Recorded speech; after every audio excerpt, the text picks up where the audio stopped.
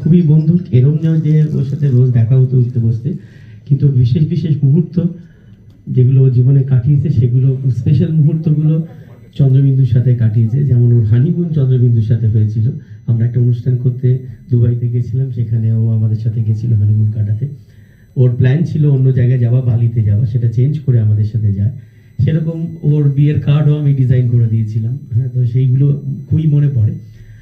আর এছাড়াও রিসেন্ট টাইমসে আমরা একটা অনুষ্ঠান করেছিলাম, চন্দ্রবিন্দু স্পেশাল অনুষ্ঠান, যেখানে আমরা চাইছিলাম যে একটা আড্ডার মেজাজে করব। যে চন্দ্রবিন্দুকে খুব ভালোভাবে জানে সে আমাদের প্রশ্ন করবে এবং গল্পের ছলে অনুষ্ঠানটা এগিয়ে যাবে। তো সেখানে আমরা রাহুল ছাড়া আর অন্য কাউকে ভাবতে পারিনি, কারণ আমি জানি যে ও আমাদের গান এমনভাবে জানে। তো সেরকম একটা বন্ধু হারানো সত্যি খুব দুঃখের, খুবই মিস করব। কিন্তু ওই যেটা অনিন্দ বলছিল, ওর কাজগুলো তো থেকে যাবে, সেগুলো নিয়ে আমরা বেঁচে থাকবো।